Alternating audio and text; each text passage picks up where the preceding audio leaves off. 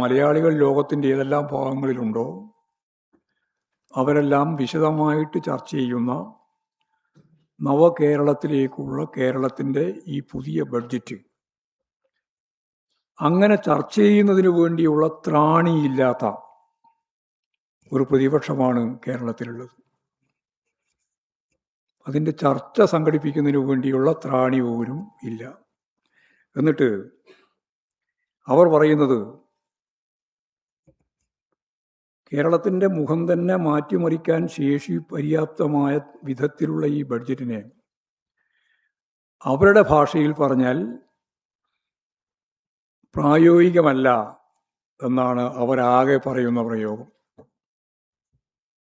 ഇത് വളരെ ഏതാണ്ട് 3 മണിക്കൂർ എടുത്തിട്ടാണല്ലോ അവതരിപ്പിച്ചത്. വായിക്കാനും അത്ര തന്നെയുണ്ട്. അതിൻ്റെ മേലെ നോക്കിയിട്ട് ഒറ്റ കാര്യം പറഞ്ഞിട്ടുള്ളൂ, പ്രായോഗികമല്ല. അങ്ങനെയുള്ളൊരു ചർച്ചയാണ് അവർ ഉയർത്തിയിട്ടുള്ളത്. ഇത് നിങ്ങൾക്ക് പുത്തരിയായ ഒരു അനുഭവമായിരിക്കില്ല.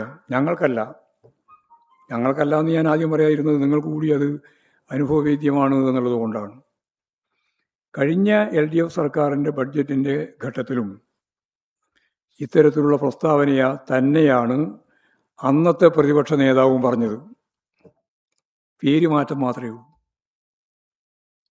അന്നത്തെ പ്രതിപക്ഷ നേതാവ് പറഞ്ഞതും ഇന്നത്തെ പ്രതിപക്ഷ നേതാവ് പറഞ്ഞതും ഒരേ ഒരു പദം പോലും മാറ്റാതെ അതേ പ്രയോഗമാണ്.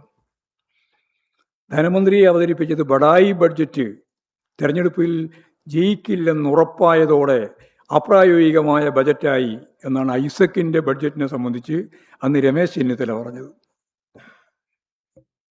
ഇപ്പോൾ പറഞ്ഞത് കൂടി ഒന്ന് കൂട്ടി വെച്ച് പരിശോധിച്ച് നോക്കൂ.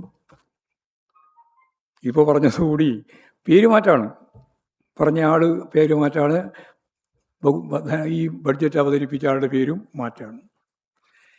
2021 ജനുവരി 15 തൻ്റെ സുദീർഘമായ ഫേസ്ബുക്ക് പോസ്റ്റിൽ ഈ ആരോപണങ്ങൾ ആവർത്തിക്കുകയായിരുന്നു പ്രതിപക്ഷ നേതാവ് ചെയ്തത്. അപ്പോൾ സമാനമായ സ്ഥിതി തന്നെയാണ് ഇപ്പോഴും ഉണ്ടായിട്ടുള്ളത്.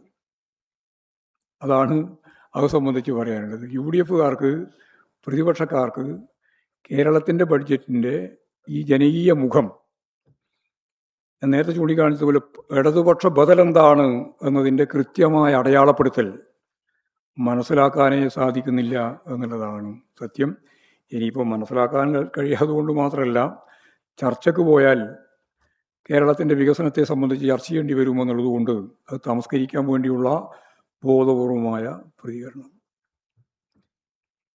ഇനിയിപ്പോൾ തെറ്റായ ആരോപണങ്ങൾ യഥാർത്ഥത്തിൽ കേരളത്തിൽ UDF ആയാലും BJP ആയാലും നടത്തിക്കൊണ്ടിരിക്കുന്നതിൻ്റെ ഒരു പരമ്പര കേരളത്തിലെ ജനങ്ങൾ കണ്ടതാണ്. പ്രതിപക്ഷത്തിൻ്റെ ഒരു ധർമ്മമുണ്ട്. അത് ജനാധിപത്യ സമൂഹത്തിൻ്റെ ഭാഗമായിട്ട് തീർച്ചയായിട്ടും ഗൗരവമുള്ളതാണ്. പ്രതിപക്ഷത്തിന് പറയാനുള്ളത് വിമർശനാത്മകമായ രീതിയിൽ ഉന്നയിക്കാനുള്ള അവരുടെ അവകാശം ആരും ചോദ്യം ചെയ്യുന്നില്ല. പക്ഷേ ഒരു വികസന പ്രവർത്തനവും നടത്താൻ രാഷ്ട്രീയ കാരണങ്ങൾ കൊണ്ട് ഞങ്ങൾ അനുവദിക്കില്ല എന്ന നിലപാട് സ്വീകരിക്കുന്ന UDFനോടും അതുപോലെ BJPയോടും എന്താണ് പറയുക? നമുക്കറിയാം, ഇവിടെ നിരവധി സംഭവങ്ങൾ കേരളത്തിൻ്റെ വികസനവുമായിട്ട് ബന്ധപ്പെട്ട് ഉൾപ്പെടെ നമ്മൾ ചർച്ച ചെയ്തിട്ടുള്ളതാണ്. എന്നാൽ ഞാൻ നേരത്തെ പറഞ്ഞ പോലെ വികസന വിരുദ്ധമായ നിലപാടാണ് എല്ലാ കാര്യത്തിലും എടുക്കുന്നത്. ഇപ്പോൾ ഓരോരോ ഉദാഹരണം പറഞ്ഞാൽ, സർക്കാർ കൊണ്ടുവരുന്ന പദ്ധതികളെയെല്ലാം രാഷ്ട്രീയ വിരോധം വെച്ച് തകർക്കുകയും അഴിമതി ആരോപണങ്ങൾ ഉന്നയിക്കുകയും ചെയ്യുന്നത് UDFൻ്റെ സ്ഥിരം പരിപാടിയാണ്. എന്നാൽ 10 കൊല്ലമായി ആവാൻ പോവാണ്. ഇന്നേ വരെ പ്രതിപക്ഷ നേതാവ് എന്ന VD സതീശൻ നിയമസഭക്കകത്ത് ഏതെങ്കിലും ഒരു അഴിമതി സംബന്ധിച്ച് എഴുതി കൊടുത്ത് ഒരു അഴിമതി ആരോപണം ഇന്നേ വരെ ഉന്നയിച്ചിട്ടില്ല.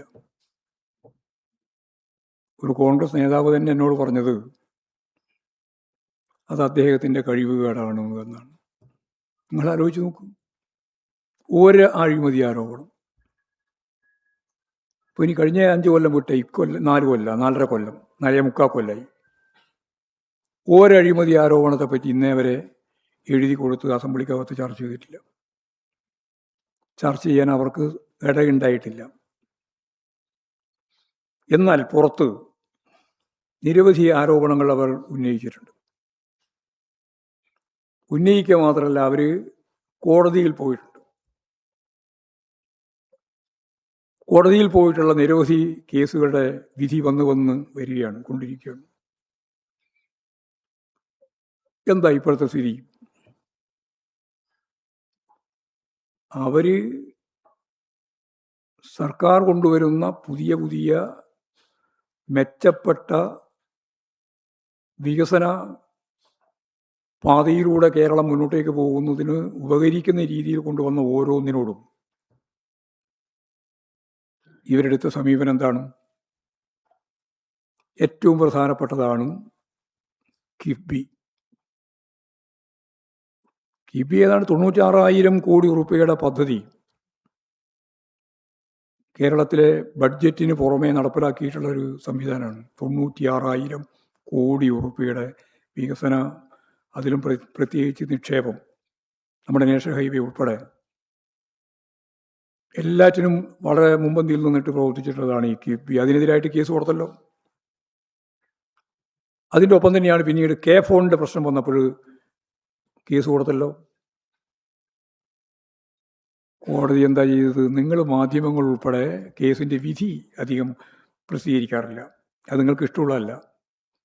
2 കാര്യത്തിലും കോടതി തെറ്റായിരുന്നു എന്ന് കേസ് കൊടുത്തവർക്ക് നേരെയാണ് വിധി വന്നത്. തോട്ടപ്പള്ളി മണൽ വാരൽ കേസ്, ബ്രൂവറി ആരോപണം, ബന്ധു നിയമന കേസ്, തോട്ടണ്ടി ഇടപാടിലെ അഴിമതി കേസ്, ഡാം തുറന്നുവിട്ട് പ്രളയമുണ്ടാക്കി എന്ന കേസ്, മുഖ്യമന്ത്രിയുടെ ദുരിതാശ്വാസ നിധിയിലെ ക്രമക്കേടിൻ്റെ പേര് പറഞ്ഞിട്ടുള്ളത്, കോവിഡ് കാലത്തെ PPE കിറ്റ്, ഈ എല്ലാ കേസിലും, കോടതിയിലേക്ക് കോൺഗ്രസിലെ നേതാക്കന്മാർ ഉൾപ്പെടെ പോയ എല്ലാ കേസിലും വിധി ഗവൺമെന്റിന് അനുകൂലവും നിങ്ങൾക്കെതിരുമായിരുന്നു. ഇപ്പോൾ കേരളത്തിൻ്റെ വികസന പാതയെ തകർക്കുന്നതിന് വേണ്ടി നടത്തിയിട്ടുള്ള പ്രവർത്തനമാണ്